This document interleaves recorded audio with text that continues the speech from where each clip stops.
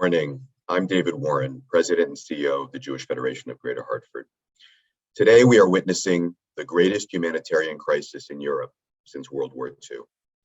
Last week, with Jill Dolitsky, Carolyn Gitlin, and Jewish leaders from across North America, I traveled to Warsaw, Lublin, and the border of Ukraine with three goals in mind: to understand where ongoing help is most needed, to bring life-saving medicine and other supplies, and to demonstrate solidarity and support to the refugees and those on the ground providing assistance. The scope of the refugee crisis is staggering, and the intensity of pain and trauma that we witnessed is unlike anything most of us have seen in our lifetimes. We are joined today by Jill Dolitsky and Carolyn Gitlin, as well as outstanding professionals from the Jewish Joint Distribution Committee and the Jewish Agency for Israel, who have been on the ground in Eastern Europe in recent days to coordinate comprehensive refugee relief and Aliyah. As we witnessed firsthand, their work is truly heroic. During today's program, we encourage you to put your questions in the chat. We will do our best to leave time at the end to answer them and/or to follow up with you. When you put your questions in chat, please include your full name so that we can follow up. Now I'd like to introduce Carolyn Gitlin, the former chair of our federation, and now JFNA's National Women's Philanthropy Chair, to share a few words. Thank you. Thank you, David. And it's my pleasure to be here and to be able to share what we witnessed last week in Poland. First, I want you to know we talked to many people, and Jill Dolitsky will share some of those stories in just a moment. But we heard about their harrowing stories of escape that honestly, as I'm sitting here talking to you, I have chills thinking about them talking about hiding under stairs for 17 days while bombing is going around them, and how they left with literally one bag. We witnessed so many people crossing the border, and when I say people, most of them were women and children. With their one bag, their faces were filled with fear, they were filled with confusion, hope, every emotion imaginable was what was happening when they were crossing the border. But I want to share one story with you. A few days before we left, I happened to be talking to the chair of our foundation of Greater Hartford, Gail Temkin, and it was unrelated to this trip. I happened to call her about something foundation related. And at the end of the call, I said, oh, by the way, I'm going to Poland and the Ukrainian border. Well, Gail, being the most unbelievable humanitarian I know probably, said to me, can you help? Gail's daughter has a very rare disease called GSD, glycogen storage disease. And she said to me, I'm connected with children and families all over the world with GSD. It's a rare disease, and that's why they're all connected. And they needed life-saving medicine and supplies that they could not get. So she said, will you bring them for me? And I said, absolutely. You're giving David, Jill, and I the opportunity to probably do one of the biggest mitzvahs we could do.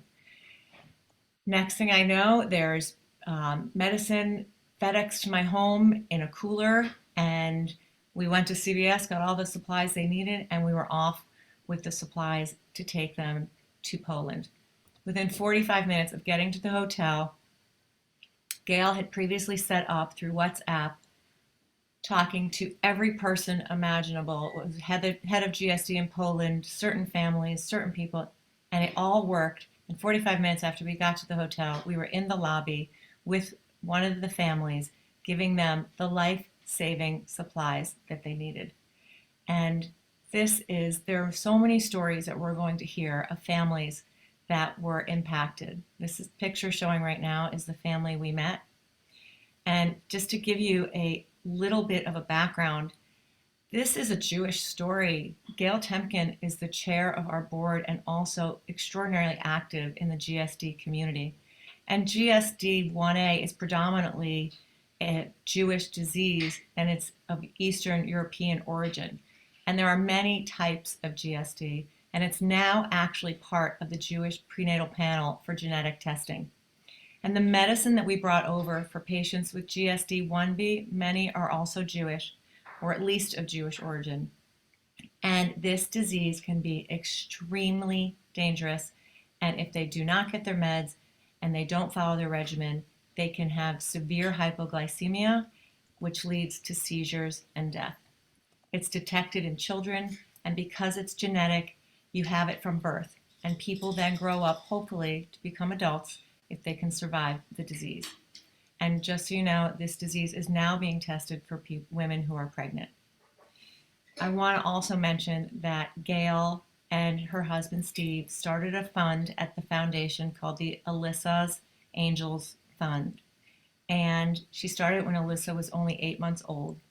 And that helps patients in need all over the world who are requiring assistance. And I want you to know that she has helped previously patients in Poland. So I'm happy to share this one story of just huge impact.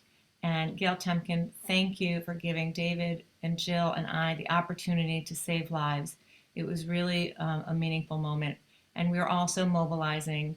We know there's 2 more groups going next week back to the area, and we are working with Gail to coordinate more life-saving medical supplies to be distributed.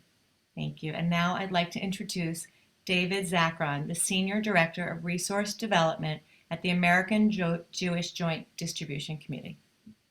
Thank you. Thank you very much, Carolyn. And I'd like to thank everybody for the opportunity for JDC and myself on behalf of JDC to share some of the work that we are doing together. So hopefully you can see my screen here, and you can see that the reason why we're able to successfully do this work together is because we have been working together in this region, in Ukraine itself, for over 30 years now.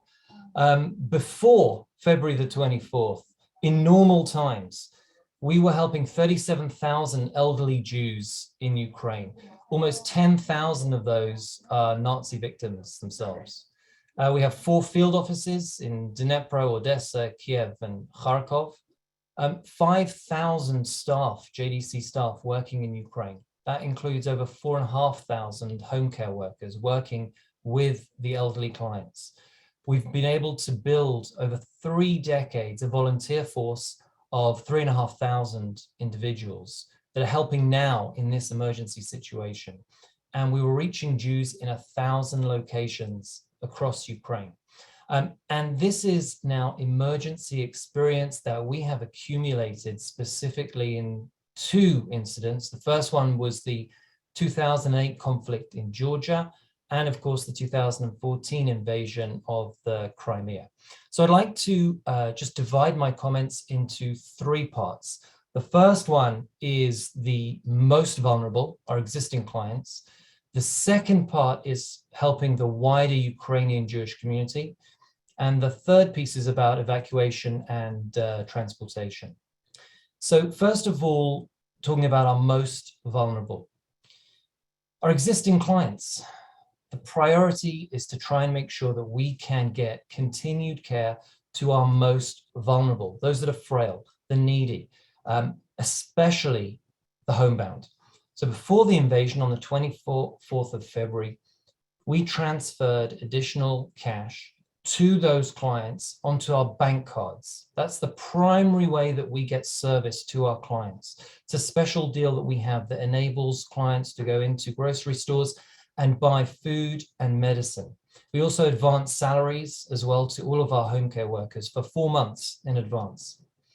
We've set up hotlines so that all of our clients can call and be called. We have teams across Europe right now in Estonia, Hungary, Latvia, Poland, Romania, and Slovakia, all calling our homebound clients like the ones that you see now and asking them a very simple question.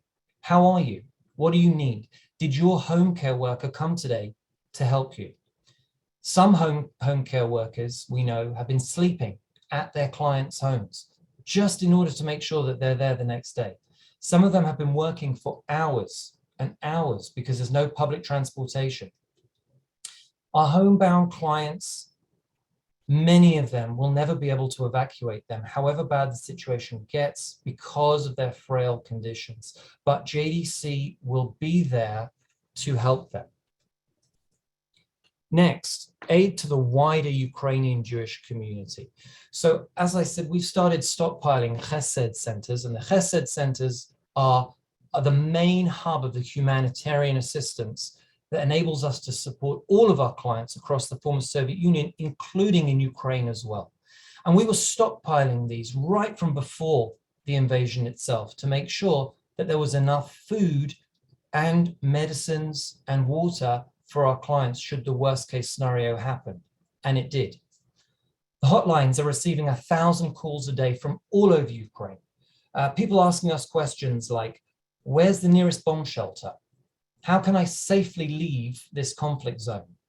And our operators are trained to give psychological support, which is, of course, at its very basic, just human support. For people who want to evacuate, we're coordinating those names so that when they arrive at the border, we can look after them, being met by a staff person or a volunteer, and immediately give them help. For those who can't leave and they're sheltering in place, the hotline is collecting information about their needs, food, water, medicine, whatever we can get to them, we will try and do so. And we're mobilizing our volunteers to equip the Chesed centers with clothes and mattresses. And you can see here on the left, this is my trip last week to a warehouse in Warsaw in Poland, where you can see the clothes there being collected. And on the right, I was in Kishinev in Moldova, and that is a team of volunteers that are manning the hotlines, and they're calling our clients one by one to find out if they have needs. Next, evacuation and transportation for those refugees and the displaced Jews. So we're trying to carry out evacuations where possible. People are afraid to stay, and people are afraid to leave. The JDC has secured facilities for displaced Jews in safe facilities, whether it be hotels or summer camp facilities, private properties. That's in Western Ukraine, but also Moldova, Poland, Romania, and Hungary as well. We're trying to get transportation for people that are fleeing.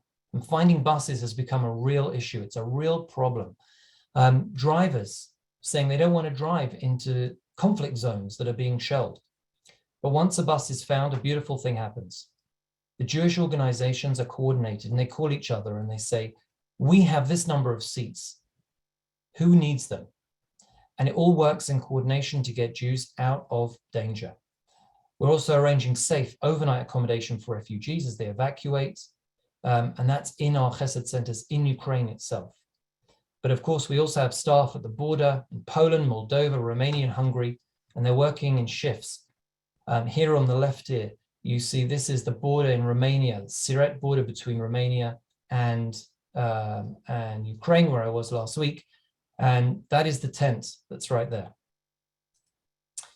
Here in Israel, in Jerusalem, where I'm talking to you now, this is our situation room in our office, where everything really is, all our emergency response is controlled. On the left there, you see a screen where instantly we'll know anything that's going on. We have alerts that come in about gunfire, about shellings, about people being killed, about incidents. In the middle there, you see on the green dots is all the places where we have people manning the tents as refugees come through on the border. And the blue circles are places where we have hostels, beds for refugees to be housed. And on the right there of the screen is a list of people that want to be evacuated. We're in contact with them. We build up a list on a database, names, contact numbers, so that when buses become available, immediately we can get people out. And here's two reflections from my trip last week. First one is on the left. That is the Siret border crossing in Romania.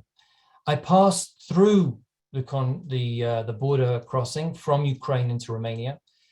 And the thing that struck me, of all the different tents that are there, and there are many aid tents, the first thing I saw, And the first thing that any refugee sees crossing over the border and going into Romania is Bruchim Habaim, welcome.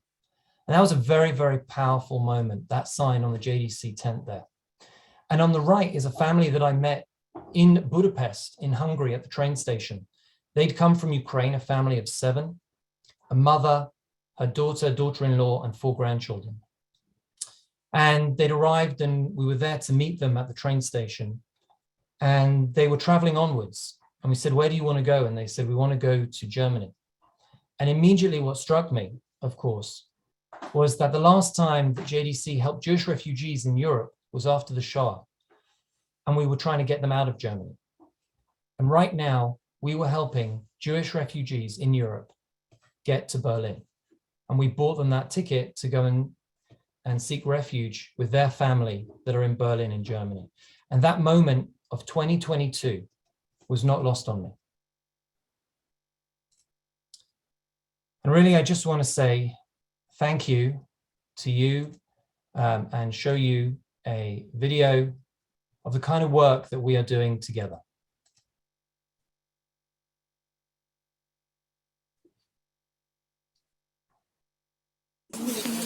Андрей уже ушел, да? Ну, наверное.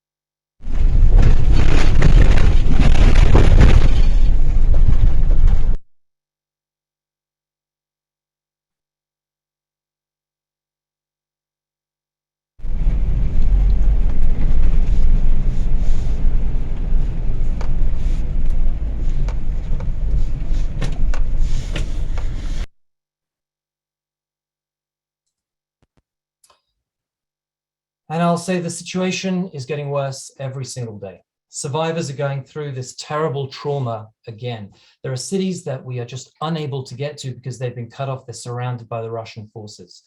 Evacuating Jews is sometimes very, very challenging, as you just saw right there on that video. Very, very difficult to get frail, homebound, elderly. Challenges on so many different levels. In some places, there's almost no food or medication left. They are living off the supplies that we were able to give before February the 24th. And we worry a lot about what happens when those stocks are depleted almost to zero.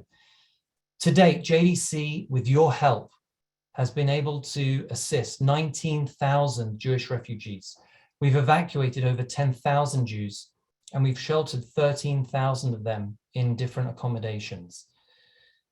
I want to thank all of my colleagues that are there on the ground doing absolutely amazing work despite their own personal stress for themselves and their own families. I'd like to thank you for your help, for your support, for standing with JDC at this historic moment in Jewish history. I'd like to end with a quote from Julia Dandalova. She is the CEO of the Shalom Federation in Bulgaria. And she said, "We're ready to help the Jews of Ukraine. We have accommodation, food, doctors, medicines, psychologists. And the reason that we're ready is because JDC has been training us for the past 30 years. Wherever there is a Jew in need, JDC will be there." Thank you, Hartford. And now I'd like to hand over to Jill Dulitsky.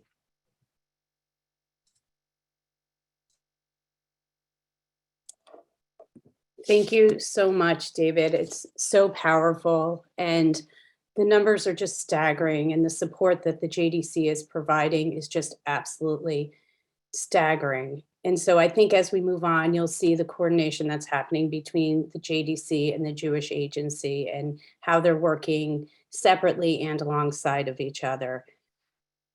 When we were in Poland, we had the opportunity to meet many refugees in Warsaw, in Lublin, at the border. And the biggest thing that I was left with and that we were all left with is just the amount of profound trauma that is being experienced. These are, each individual life is a life cut short, a life interrupted. And you see women, children, and elderly, because men age 18 to 60 have to stay behind unless they're profoundly disabled or they have 3 or more children.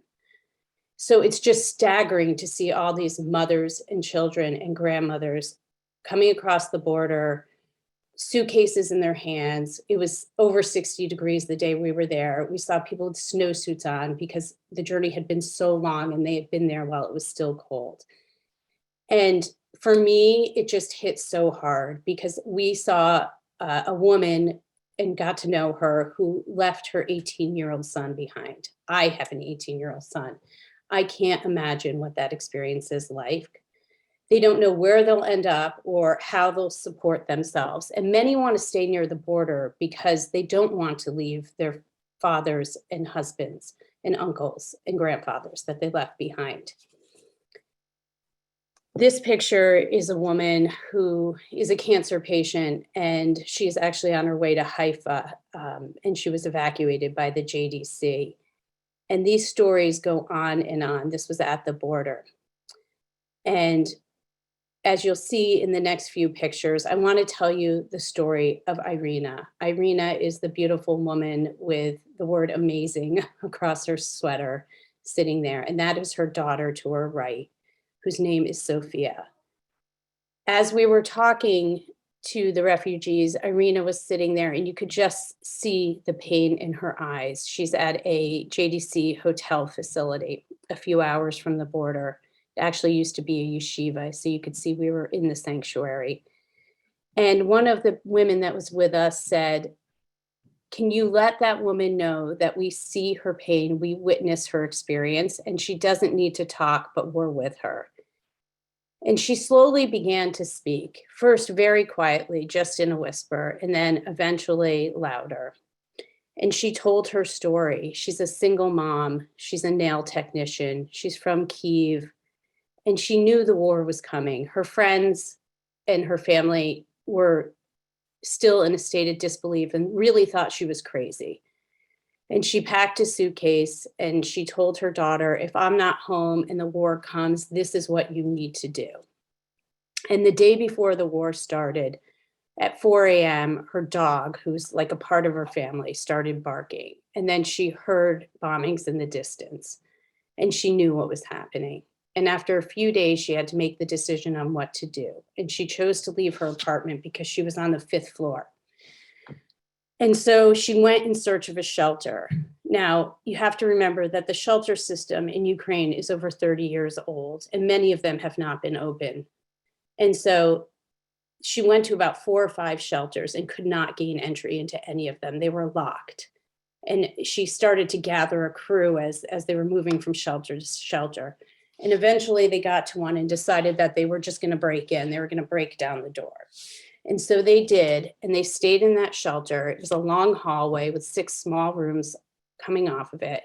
Hadn't been cleaned in 30 years, no running water, heat, or electricity. You have to remember it's very cold, and no toilets, no bathrooms. There were 120 people in that shelter. They couldn't even lie down.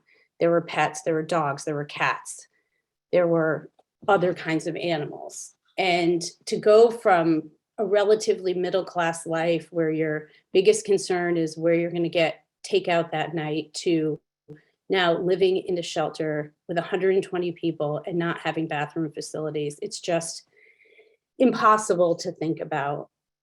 And so her daughter, Sophia, is an artist, and she had her paints with her. And she stopped painting, which concerned Irina more than anything. They left that shelter and they went to a friend's house for a few days, but the dog was barking too much and she was worried that it was creating too much of a distraction. So they decided to leave the country. Now, we didn't get a lot of details about how they left, but once they left, they came into the welcoming arms of the JDC. And I think David told the story, but didn't really, you can't really see what he's talking about unless you're there. The amount of JDC presence at the border is just staggering. It's the first thing you see, and you see they wear those blue jackets. And so for Jews crossing the border to be in the welcoming arms of somebody from the JDC is just an unbelievable thing. And so they're at this JDC hotel facility, and Irina is completely filled with trauma, And she is receiving aid from a trauma therapist from Israel, Russian speaking. And so she started to talk again about her daughter and her daughter's paintings. And she said a few days ago, she started painting again. And you could see Sophia get so excited. There she is on the right in the Mickey Mouse sweatshirt. And so she said, can I get my painting and show you? And like a typical 15-year-old, she ran back to her room and she ran back. She was completely winded. And she showed us this incredible painting she did. It's an anime character. And in the character's holding a teddy bear. And she proceeded to say to us, do you see this teddy bear? This is a symbol of the hope that children have and the energy coming off of it. And I get my hope from energy and energy from children. And I want you all to go out and live your dreams. And it was just so profound that in this moment of trauma and tragedy, she was able to think of us. At the end, I was one of the last out of the room, and Irina reached out her arms and gave me a big hug, and she was literally sobbing in my arms. And in that moment, I thought, I am her and she is me. I have a daughter a year older than her. And her pain is my pain, and my pain is her pain. And her wishes for her children, her daughter, are my wishes for my daughter. It's just really a profound experience. And the work that we're all doing is really amazing. Irina has left such an impact in my life. I think of her day and night. And the last night we were there, Eric Fingerhut, who's the CEO of Jewish Federation of North America, said to us, it's our turn. This is a passing of the torch from the elders to us. We are the most fortunate generation of Jews to ever exist. We are a community of one heart, and that leads us to a massive responsibility. And I know I take that responsibility very seriously, and so grateful to all of you here today who also do. I now want to turn it over to Vadim Blumin, who was generous enough to give us his time while we were in Poland. He is an incredible, incredible human being. He's the Director of Education and Strategy with the Jewish Agency of Israel. Thank you for being with us, Vadim. Thank you so much, Jill. Thank you for having me. Ladies and gentlemen, I was born last century in a country not existing anymore, the Soviet Union. Nowadays it's Ukraine, but I've never had a Ukrainian identity. I've never could imagine that I'll go back to the Ukrainian border in a very different capacity. My grandma fled Lodz 2 weeks before they closed the Lodz ghetto. So the historical parallels are overwhelming, sometimes painful, sometimes brings strength and hope. But before I share some of the stories and the work of the Jewish Agency, please take a look.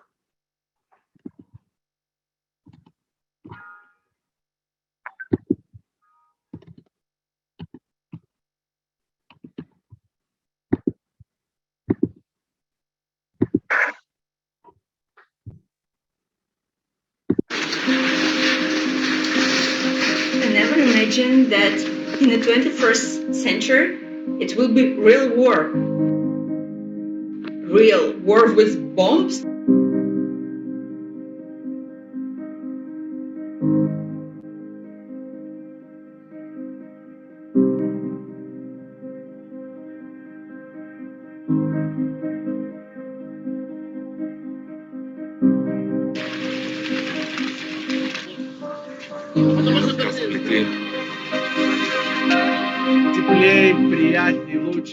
האנשים שנמצאים פה ויושבים כאן בעצם הם היו בדרך יומיים שלמים.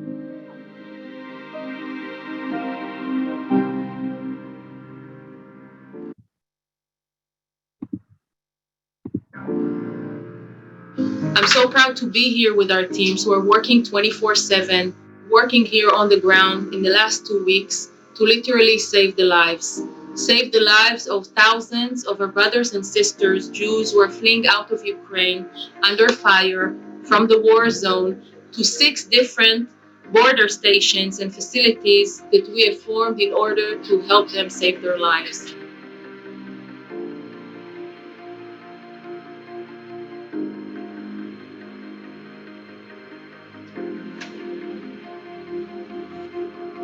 Our staff on ground in Ukraine and outside in the borders in the neighboring country is dealing with thousands of Jewish refugees that need our help. We have 6,000 right now in our refugee centers. We have another 2,000 that already made Aliyah. We have hundreds of people that are coming every single day. Our staff does everything, beyond everything, in order to help these people who come in desperate situation, people who travel for 36 hours only standing because there was no place in trains.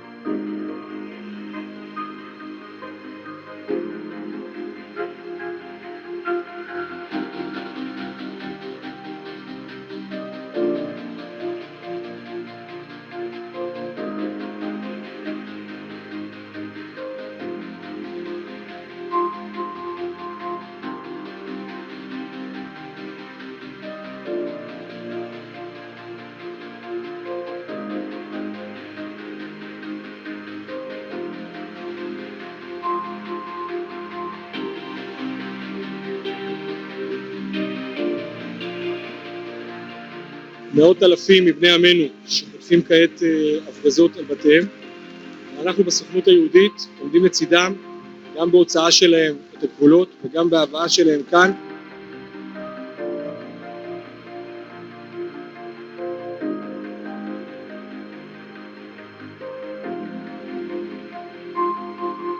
My husband stands there and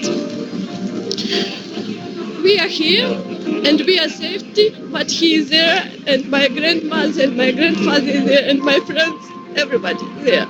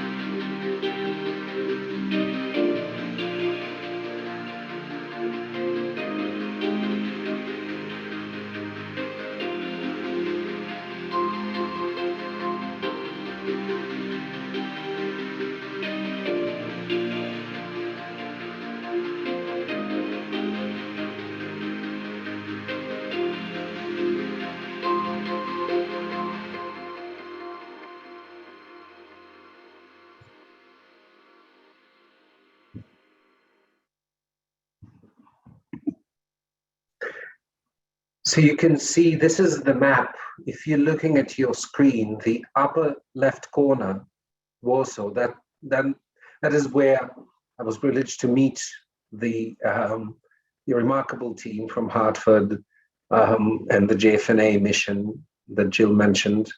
I want to start by saying thank you for finding the time and a place in your heart to participate in this conversation, in this call. You have no idea how important and vital that is, both for all of us working now around the clock with this crisis, but also for people on ground to know that you care. And it's our story. And the truth is, it is our story. You know, all of us, our ancestors, left everything behind and ran away. It doesn't matter if they're Eastern Europe or Iraq or Yemen or Morocco. This is the stories of our grandparents. And in that sense, I think it makes it so painful and so important for all of us together being involved and caring. In the short time that I have, there are three things that are important for me to do. A, to share some of the stories that we've met, to share with you the scope and the action of the Jewish Agency, both on ground and in Israel, and to address an issue that is seldom spoken those days, but it's no less important. And thirdly, maybe to point out what's next. So this is numbers corrected as of yesterday, right? Sunday, March 27. You can see that we receive more than 28,000 calls on our emergency hotline from Ukraine, and there are tens of thousands also from Russia. We'll address lately the issue with Russian population, especially Russian Jewry. But one of the things that I discovered and was also quite mind-blowing, I just entered to visit a friend. Her everyday job is very different, but she's volunteering at the hotline. And she said, well, just a second. And someone called and was yelling and asking, well, how can they escape? It was near Kiev, a small town. And suddenly she heard a boom. And there was no one on the other side of the call. Right, so even distant volunteers of people who work on the hotlines facing every day tragedies. We have more than 7,500 beds to accommodate the people who are willing and coming every day to Israel. 300 buses used to rescue people across the borders. As you can see, more than 9,000 immediate requests for Aliyah and people who are waiting all around Poland, Hungary, Romania, and Moldova in different facilities, hotels, sleeping in synagogues, excuse me, and 5,554 Olim. I was privileged enough to come back from Poland on such a plane, bringing back here to Israel, back home or to their new home, the new immigrants, the new Olim. And there are more than 1,000 Olim scheduled to arrive in the upcoming 2 days. I would like to mention the remarkable coordination between different partners. Jill mentioned it. Because of our unique status of the Jewish Agency for Israel within the state of Israel, every day around the clock, the scheduled calls are trying to coordinate and doing that extremely successful, both, as David mentioned previously, on ground with the JDC, with whatever happens in Israel with Prime Minister office, Israeli ministers of foreign affairs, Aliyah and absorption, diaspora, and of course, Ministry of Education, done all together thanks to the support of Jewish Federation of North America, Keren HaYesod, and of course, International Fellowship of Christian and Jews. And now, if I may, few personal stories that still, going with me.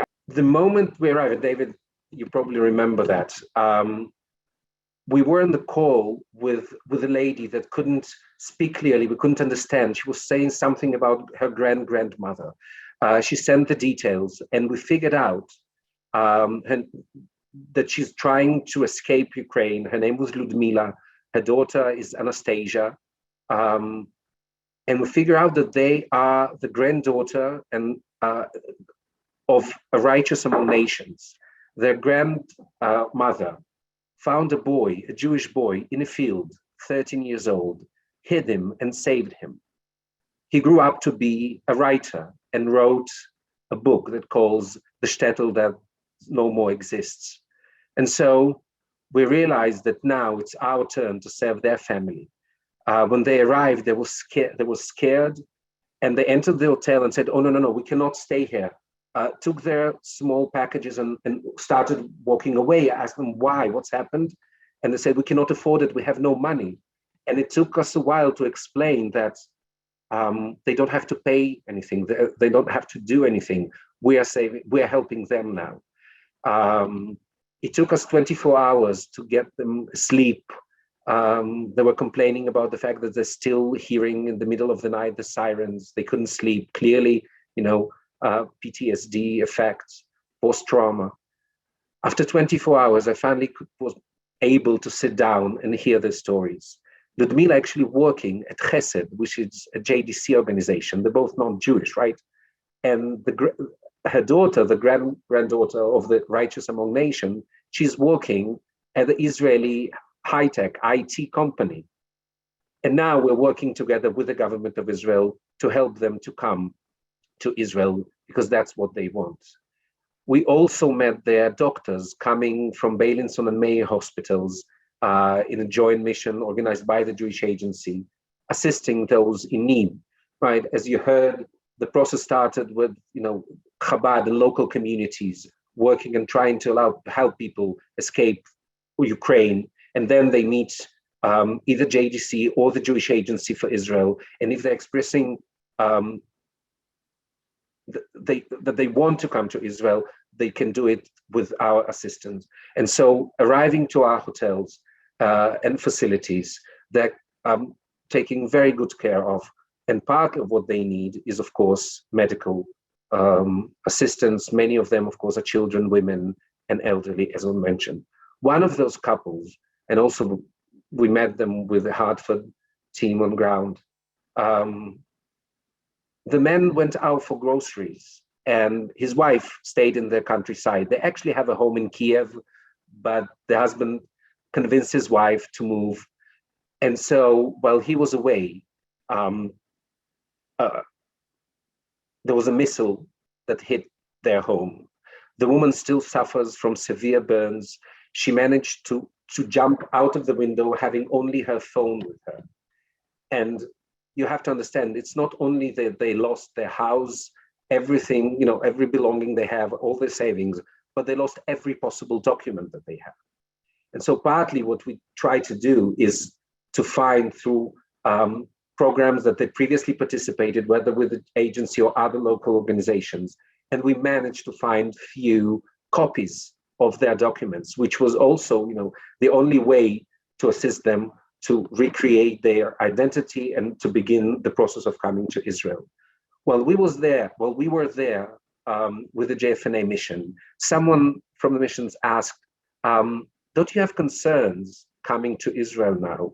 Wouldn't you prefer to go back? The husband thought for a moment and replied, I'm not sure I have a home to go back to. And moreover, he shared also that they have a daughter here in Israel with special needs and severe disabilities. And he said, I see how this country treated people with disabilities. I have no concern whatsoever. Maybe I lost my old home, but it seems I'm about to find a new one. What else can I share? I can tell a story about the teachers, the emissaries, the educators that we as a Jewish agency, together with the Ministry of Israel Education, sending, and we had to evacuate all of them and their families. And I must admit, there were 2 teachers that refused to come back. 2 teachers, part of our joint project, and I couldn't understand why, until we pick up the phone and I heard them on the other side saying that they actually work at an orphanage. And they said, listen, we cannot teach about Janusz Korczak and then escape the moment the war starts. We cannot abandon the children that were already abandoned once.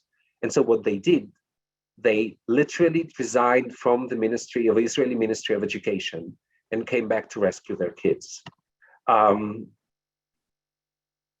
promised you that I will address an issue that is seldom addressed nowadays. And I would like to address the situation in Russia as well. It's true that there are no war inside of Russia. People are not losing their houses, or there's no missiles flying at them, but they are in great danger. And I think we all have to be very careful not create a black and white picture where the Russians are the enemy and the Ukrainians are the victims. It seems that all Jewish communities in Belarus, in Russia, and in Ukraine, of course, are the victim of this awful and tragic situation. There are thousands of young professionals, young adults, teens, and families that are escaping Russia nowadays, which becoming from day to day more and more complicated for them because they cannot fly anywhere, they cannot use their credit cards. They treated as as the enemy. They're the one invaded Ukraine, and we're very much concerned and trying to do everything possible to make sure that we rescue them as well before the Iron Curtain falls down again.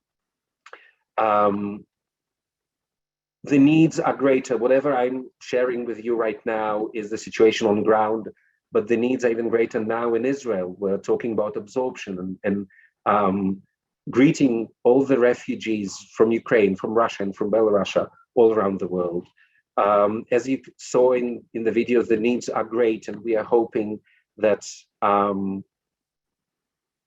together with you, we will be able to meet those needs. The war hopefully will end soon. People estimating about a few weeks. And I don't know if we're talking about the end of Ukrainian Jewry, right? People who will move to other neighbor country, to Germany, Hungary, Poland, etc., move to Israel, or perhaps to the States. And some of them might want to return, we don't know. But I think all of us together have to make sure that whatever they choose, we will be there to support them and to make sure that they know that they are part of our family. And again, we're a few weeks before Passover, and I really hope and pray that with your assistance together, those are indeed frightening days, frightening times, and the pain and the sorrow we saw, as Jill mentioned, from everyone, from children to women, everyone. But also, in the same way, I find that this is a powerful reminder of the wonderful, inspiring, great things we can do when we do it together. Look, I started my stories by saying that I was born last century in a country not existing anymore.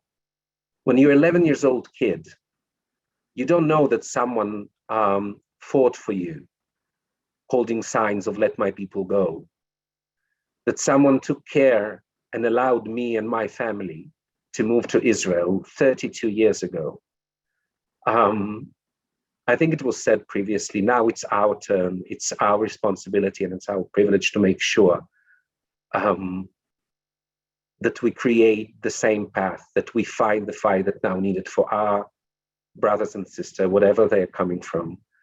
And I want to thank you again for being here, for making the time for this conversation and make a place in your heart. I believe that we can do it. We only have to do it together. Thank you very much.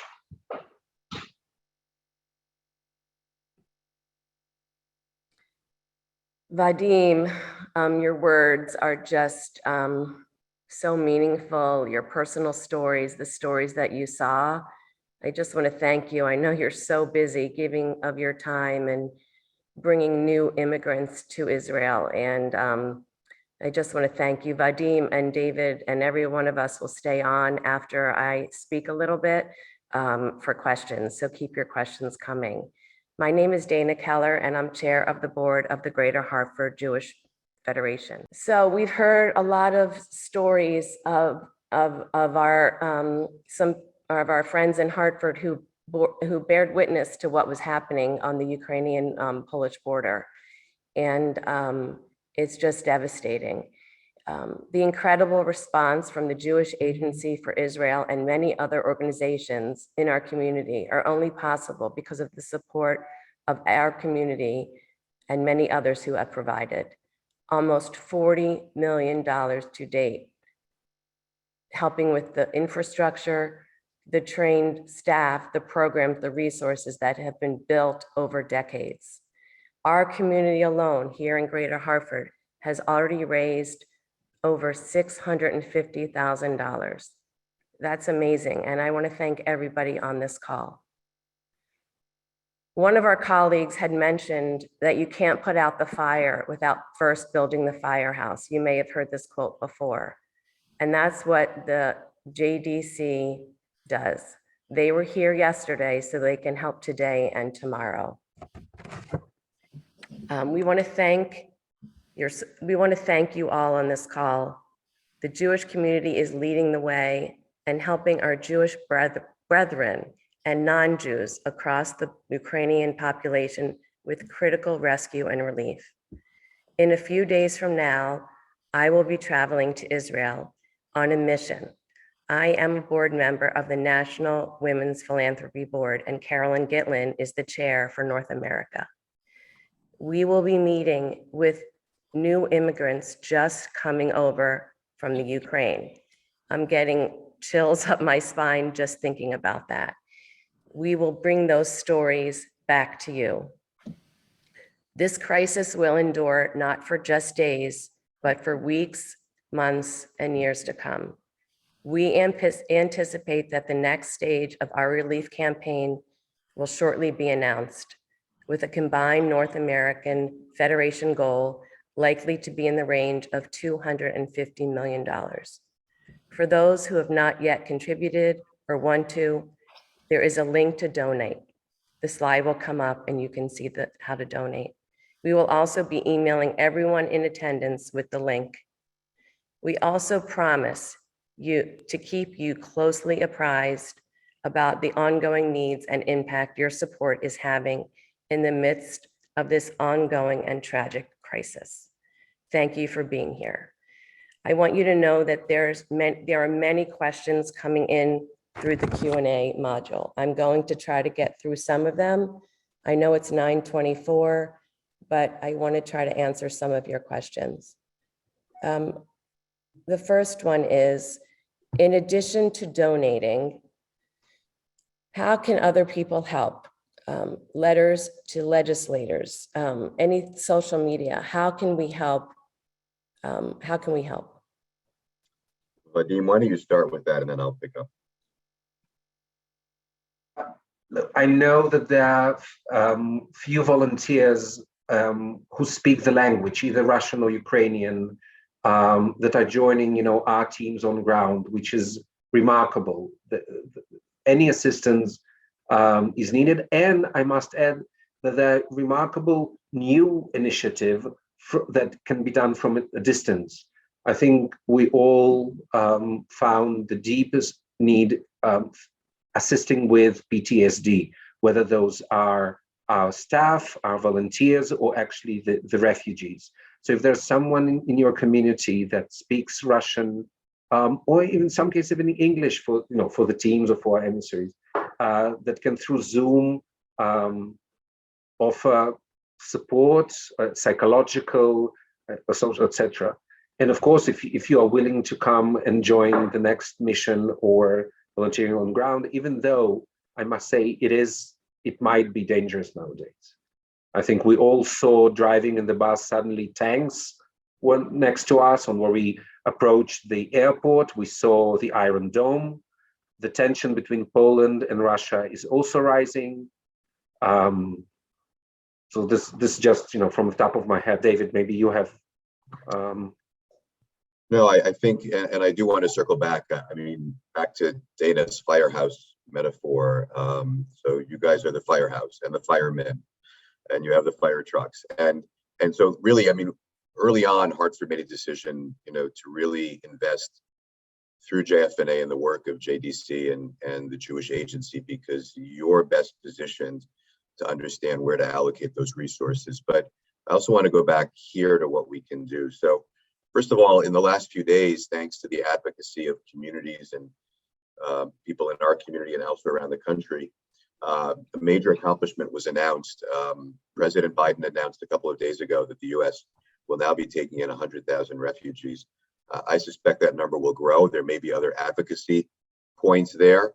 but that was a big victory. And again, many of you participated in that. There may be other advocacy points. At this point, there's not, but we will stay in touch.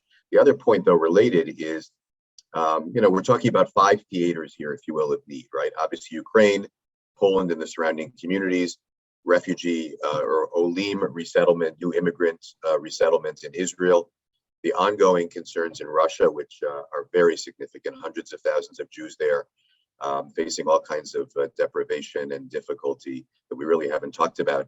And the last, the 5th, is here, where, again, at least 100,000 refugees, some of them Jewish, many of them not. But we are looking at this issue as our responsibility.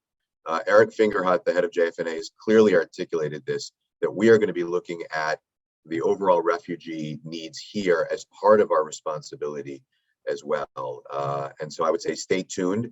We haven't yet, to my knowledge, seen significant refugee activity here in Connecticut or Greater Hartford, but I fully anticipate that we will. At the very least, we have a Ukrainian community here that will be bringing in relatives and others, both Jewish community and non. So that's going to be a very important area that I think will be very active in the near future.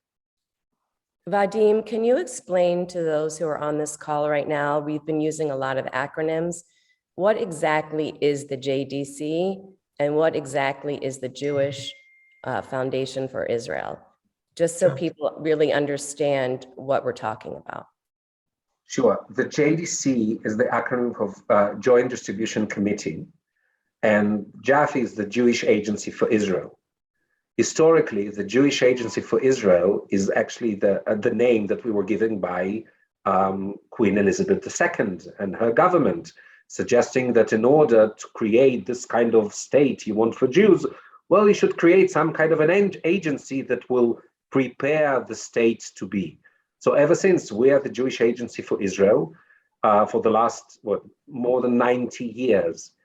But ever since that, Baruch Hashem, the country was established, etc., we have a very unique position determined by law that allow us to operate together with the government of Israel, inside of it, taking care of Israeli society, but also operate outside of Israel on issues that sovereign government is not able to, right?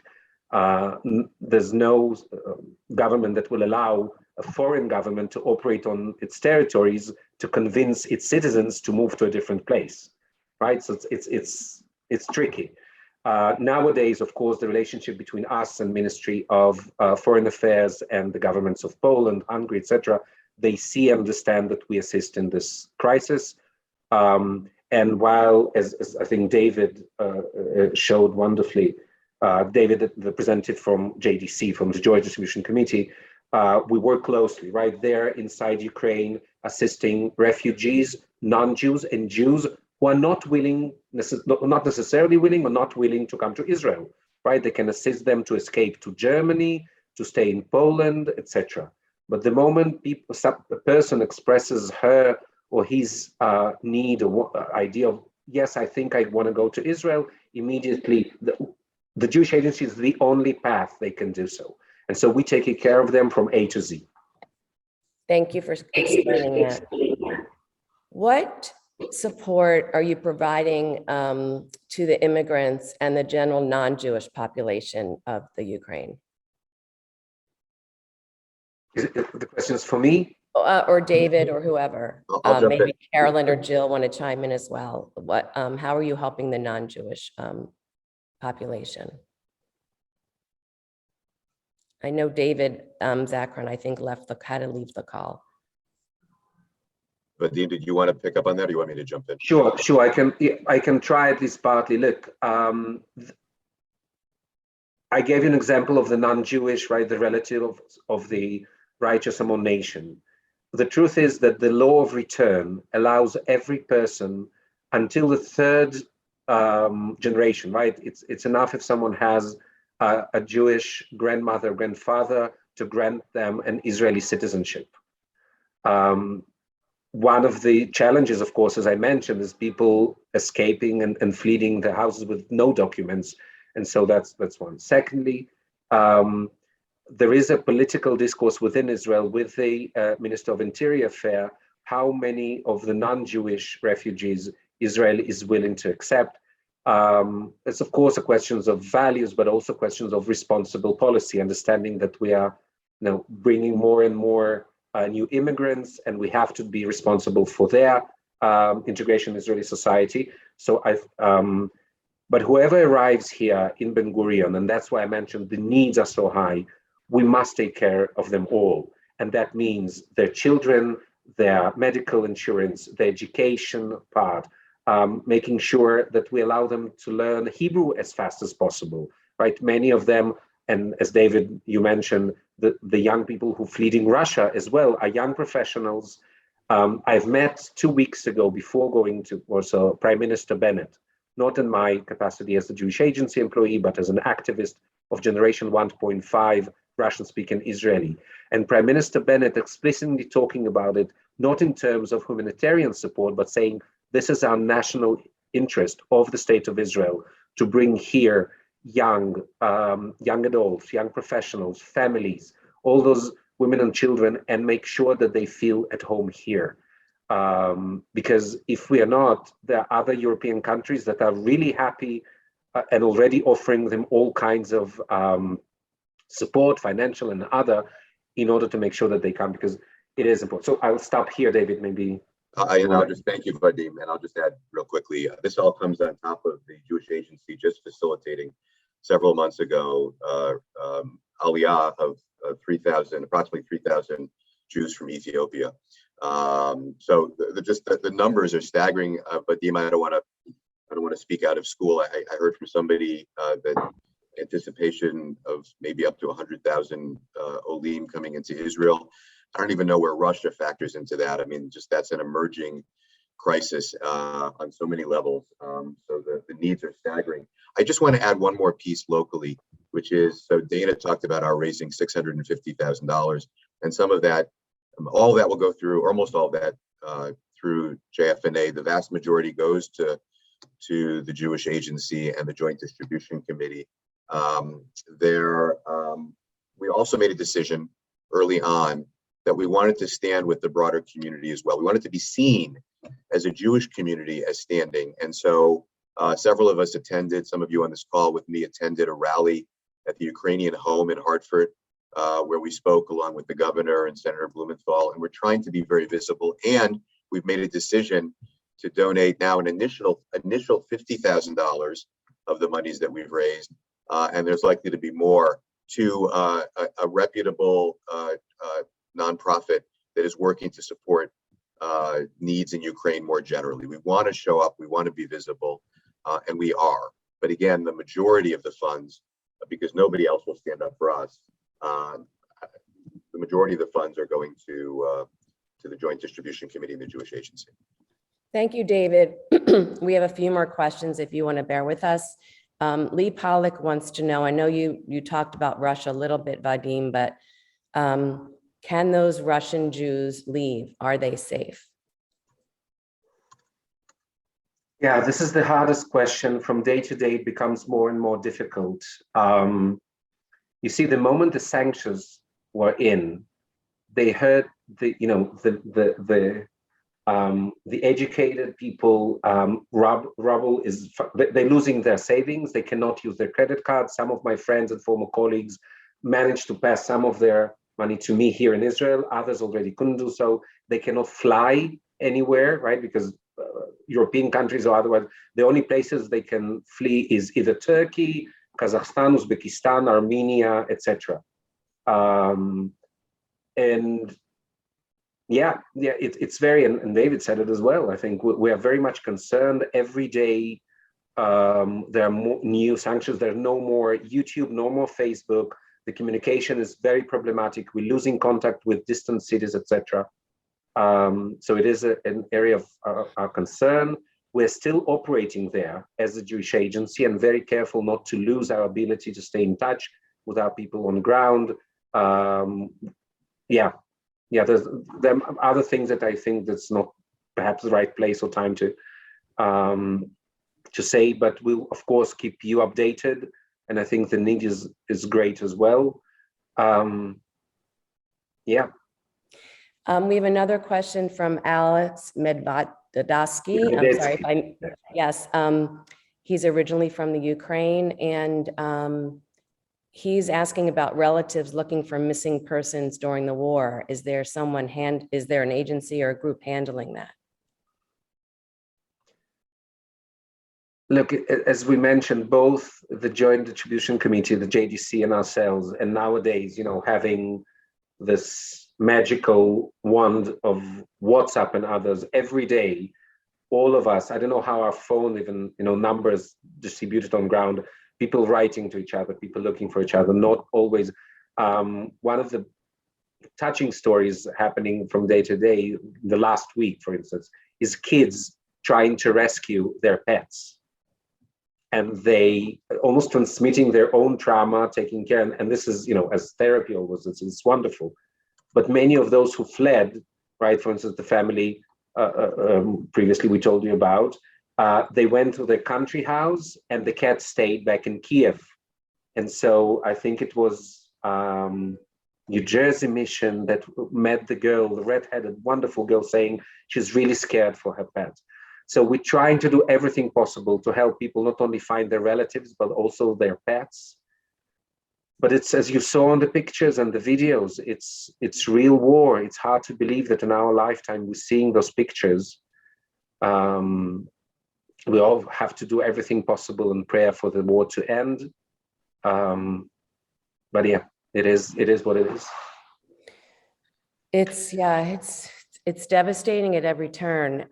But we are so thankful for the JDC and Jaffe that you're on the ground in the Ukraine and many other places around the world.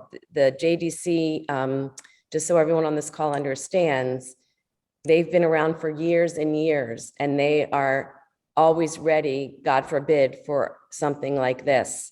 They don't just sweep in and they plan for this. They have Russian interpreters, they have doctors, they have teams, they have therapists, psychologists, teachers, everything.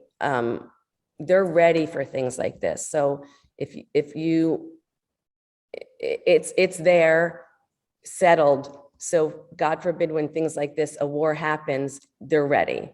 We have one more question that's from Alex, and some others have asked. There are some Russian speaking, you had mentioned this before, in the Boston, New York, Hartford area. If they want to help, who do they call? What can they do? Look, I think I'll leave to the Hartford wonderful team to address that. I think it's a unique opportunity for us all. I think in many communities, the Russian-speaking Jewry or the Israelis in the community sometimes are somewhat distant from the local organized communities. And I think this is a unique opportunity to come together.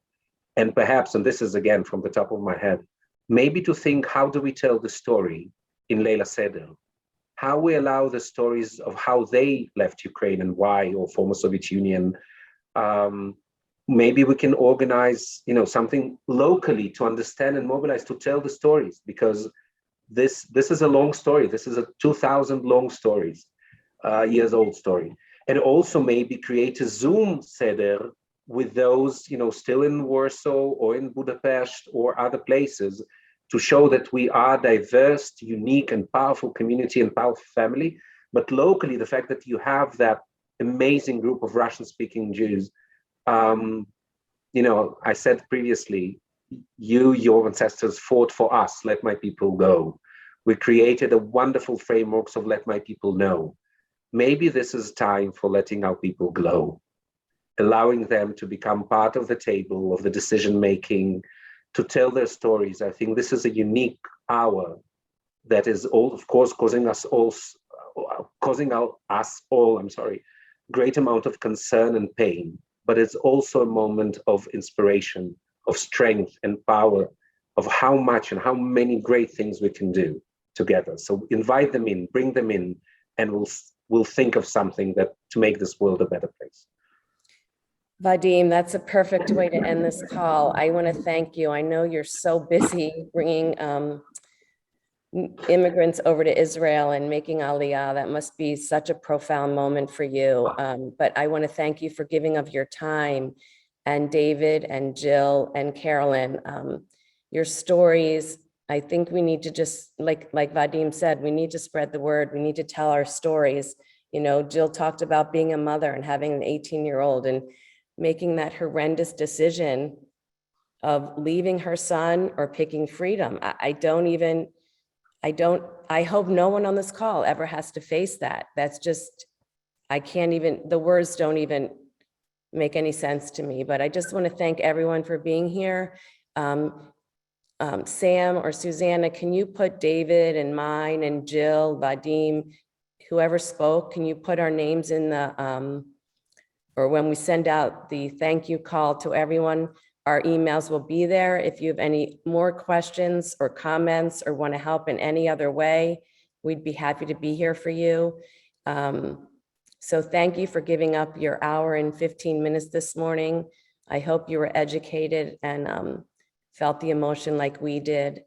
And we hope to see you soon again. So thank you. Yeah. Then and shout out, just a shout out to colleagues. I just realized that we have your own or our own Nathan Schechter on this call as well, and Shelly Kedar. I left for Ukraine, they left. Shelly, I think you're in the States. So keep safe. Thank you so much, Vadim. Thank you, everybody. Have a good day.